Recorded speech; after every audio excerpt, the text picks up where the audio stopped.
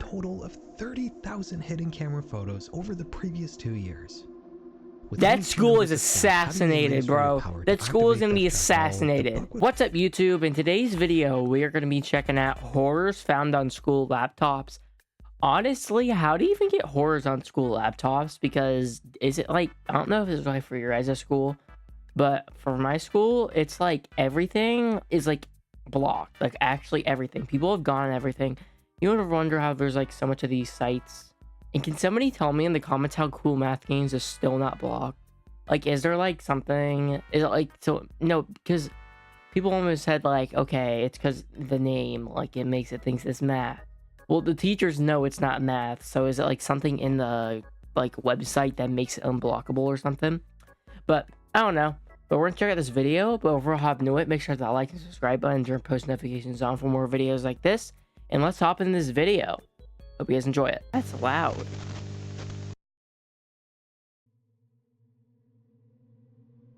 November 2009. It was a while ago. There's laptops? It's a college. It has to be, right? A 10th grader is called into the assistant What? vice principal's office shortly after arriving at school. And also, when they search this crap on their laptops and shit, like, do they not know that the principal or the whatever who runs the laptops can, like, see what you search up? And doesn't it, like, alert them if they search something weird up? But also, another thing I saw is, like, this person once, like, I saw this on TikTok, but some guy, like, used their school website to, like, sign into a porn website. Probably shouldn't have said that, but they used that to sign into a porn website, and that shit was bad for the student. I think you can guess what happened. Butterflies flutter inside him. It's clear the authority figure currently staring him down is upset over something. She accuses him of, quote, improper behavior. He doesn't know It's what something she's worse than talking that. about. You know The what he's school talking official about, or slides a she's photo talking across about. the table, asking the boy to explain it. He picks it up. It's him. In his bedroom at home. He's never seen this before. Wait, how did the school get a hold of this picture? And who even took it in the first place?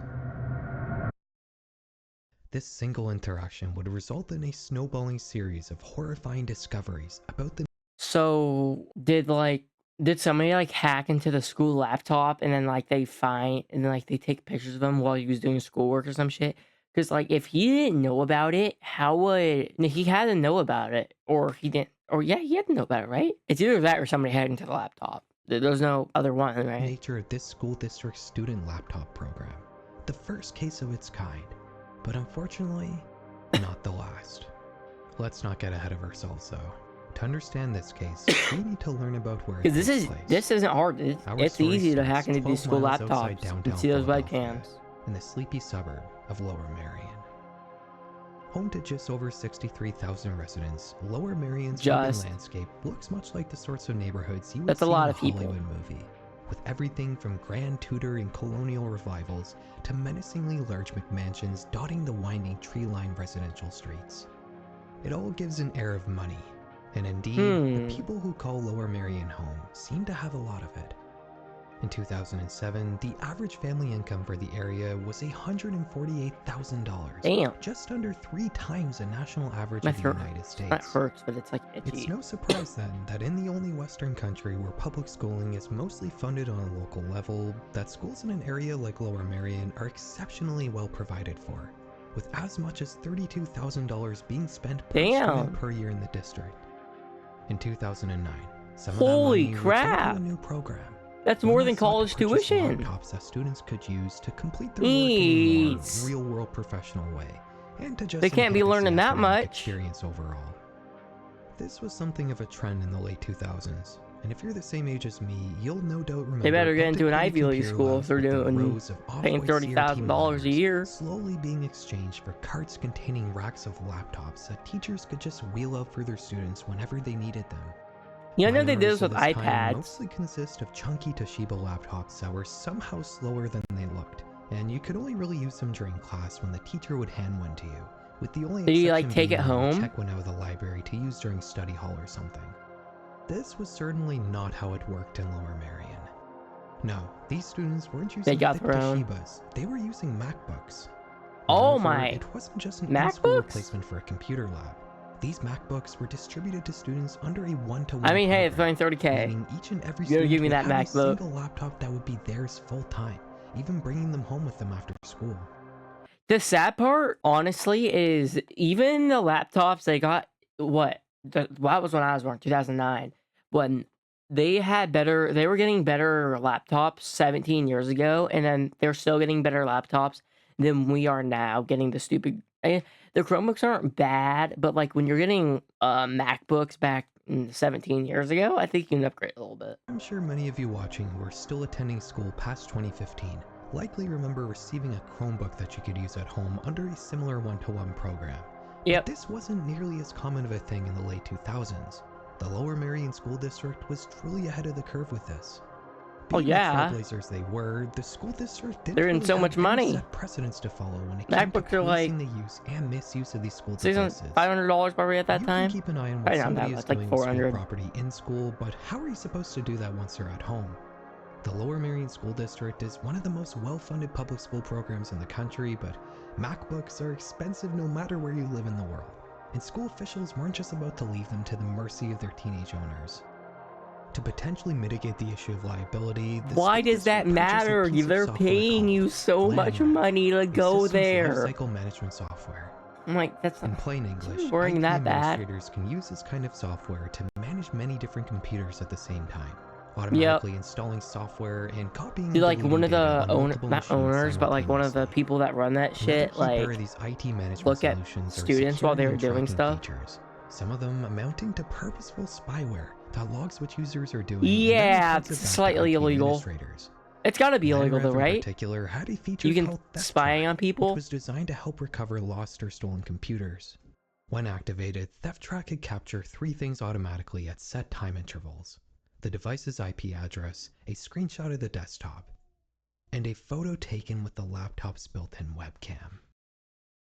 Ooh. There were only 2 people working for the Lower Merion School District that had the administrative access to use these features: IS coordinator Carol Capiero and network technician Michael Purvis. It's Michael. In 2008, Guarantee just it. a year before the school board handed out laptops for students to take home, Purvis would film a training video demonstrating some of the different features of LANREV, including Did they Theft watch Track. it and search? Oh, He that's also talked about terrible, something he dude. describes as curtain mode, which could allow technicians to make use of all these aforementioned monitoring features secretly, without the student knowing that someone was watching them. What the fuck were they thinking? Like, what were they thinking? Has just been handed a photo of himself holding something in front of his face. I get they have cameras on now, but you can't spy on people. It's illegal. That it's a pill, but Blake says it's a yellow Mike and Ike candy. That's like placing a camera in a bathroom. It may not be as it's as bad. You're still spying on people. The school official goes on to tell Blake that she's been watching him, not just at school, but at home as well. She says that she's been looking through the webcam on his school laptop, and that she's even been reading what he's been typing. She confidently states that she's sure he's using and selling drugs. Blake at this point is horrified, not because of Matsuko's allegations, but rather that she's been so egregiously and casually invading his privacy. That night, Matsuko would call Blake's parents, telling them everything she had spoke to their son about earlier that day. Just like Blake had, his parents asked how she had gotten this photo of Blake with the supposed pill, and Matsuko responded telling them that the school district has the ability to remotely activate any student's webcam. No, they don't. They do not have that. No chance. I doubt it. I highly doubt that. She's an idiot. I'm surprised it was her. But like, how bored are you is my question. How bored can you be that you're spying on students in your free time? This was probably at like 7 p.m. at night. Dude or girl, come on. It's not that, or just don't spy on your students. Watch some TV. Fucking ride a bike. Walk outside. You don't have to spy on students because they're this bored and no one loves you in your life. That's insane. Anytime to view or copy whatever was visible without the consent or knowledge of anyone. Sorry, I messed with my hair for the video. The parents ended the call confirming that Blake had indeed just been eating a box of Mike and Ike's that day, and the teen wouldn't end up facing any punishment at home. It was Mike and Ike's! You dumbass! 2 months later, so you know what drugs looks like. Would file a class action lawsuit against the school board, alleging violations of multiple civil rights laws, Digital Good. Communications Acts, wiretapping laws, It is illegal. and even the Fourth Amendment. For my That fellow cut's illegal, non-Americans though. out there, that's the one that protects Got the people Justin against Bieber unreasonable cut? search and seizures by government institutions. The suit alleged that the school board had indiscriminately remotely activated what amounted to hidden cameras in students' homes without their consent. Blake may have been the first case to spark this fire, but soon enough, it would burn much brighter than anyone had ever anticipated. Damn, that's actually insane. This kid's like 30 now. A single photo that Matsko had captured of Blake. Old, he's like She also 35. had pictures of him sleeping, and others that we probably shouldn't discuss on YouTube. In total, the school board had collected 400 hidden camera photos. So no. But you're allowed to take photos of people, right? Though. No, you're allowed to. You're allowed to take photos. You're allowed to. You can just take pictures of everybody naked. It doesn't matter, right? It's according to the school laws and according to the thing they gave you. It's all right. It's all right. Soon enough, a second student would file a similar lawsuit against the school district. Good, get that bank. That's an easy. This one is and some easy money. Disturbing. Matsko had been spying on Blake to find some reason to get him in trouble, but internal school emails revealed that for entertainment purposes, with one employee describing the student's home life as a soap opera. Another employee would respond to that stating, quote, "I know, I love it." The school board would state that they had only remotely activated student webcams a total of 42 times over 14 months, but that figure would soon grow astronomically. By April 2010, just 2 months after Blake's parents are the teachers this board like? The school board would admit come on, a total of 30,000 hidden camera photos over the previous 2 years. That school is assassinated, bro. That school is gonna be assassinated. The buck would ultimately stop with them, and Mike Perbix and Carol Cafario would both be placed on administrative leave while the FBI began a criminal investigation. Carol, the IS coordinator, would invoke her Fifth Amendment right and refuse to answer questions during her deposition, something her lawyer would admit, quote, "Looked bad." Looked bad? It was bad. Filing, the same lawyer would argue that Blake had, quote, no legitimate expectation of privacy. They alleged that the student had failed to pay an insurance fee on his laptop and had a history of damaging school property. You ever wonder why people put tape on their camera on their school Chromebook? Because this happened. That is why. A federal judge would order the school board to halt all remote webcam monitoring. The FBI, however, would not file any criminal charges, stating there wasn't any evidence that could establish a criminal intent beyond a reasonable doubt. A ruling that the school board was reportedly Do you not see the pictures? Regardless of the outcome, this whole debacle proved to be a cautionary tale for the wider public about the nature of school laptops. Dystopian invasions of privacy by state institutions isn't really what people are likely expecting when it comes to children's academic devices, but it does make sense when you think about it. A school laptop isn't very different from a work laptop. I'm sure anybody watching this video who has a work laptop fully expects it to be chock full of tracking software of all kinds. Maybe not secret webcam recording without my permission. How many high school students do you think have that sort of knowledge? Or middle school students, or primary school students for that matter? I certainly didn't when I was younger. Moreover, most school employees just kind of expect students to treat their devices horribly, and they likely see it as within their best interest to track as much data as they can. Honestly, that's kind of seeing it as we go through this video now. Chromebook for fun or something. That's why they're cheap. That was an actual TikTok trend, by the way. Let's be clear though. School laptops are not work computers, and students aren't employees. Schools also aren't employers. They're state institutions, and the idea of government employees spying on children in their homes without parental consent is this is basically like the government spying on you. Their government, don't they get, they get paid by the government. It's the government spying on you. No matter how you or at least people that... Unfortunately, Lower Merion was far from the end of the story. Oh my god, did they take a picture of him naked? I mean, we're already seen it, but is it going to be, like, showed? Garner a massive amount of attention, leading to several other school boards sunsetting their own IT security solutions that allowed employees to activate student webcams before they, too, faced class action lawsuits. You have to remember, though, this is still the early days of school laptop programs. As the 2010s rolled on, one-to-one school computer programs would start to become ever more common, especially with the introduction of a particular category of low-cost laptop, the Chromebook. If you were born in the 2000s, there's a good chance you were given a Chromebook at some point by your school. These devices run something called Chrome OS, a sandboxed Linux-based operating system that's mostly designed to run Google web apps. The locked down and inflexible nature of these devices, combined with their low cost, made them a natural choice for school boards that wanted to try their hand at assigning their students a permanent school device that they could take home with them. And let's not lose sight of the bigger picture. These programs have helped many students in rural and low-income areas who wouldn't otherwise have access to a computer to use for their schoolwork. The whole idea of giving students personal laptops was to make education more equitable, but in execution, it hasn't exactly And it's so you can maintained get a away sense from of these idealism. textbooks. The consequences of one-to-one Chromebook programs has been immense. The sandbox nature of the software has led to younger people not learning essential computer skills like file management, and you can find countless teachers on the internet commiserating about students that lack the patience and intuition to perform basic troubleshooting when they run into software problems. Of course, we can't forget about the horrible fates that often befall these cheap academic devices. Saw in half? Tech support course subreddit, and you can see the insane What did conditions that some say? of these Chromebooks get returned in, with some of them even being completely obliterated.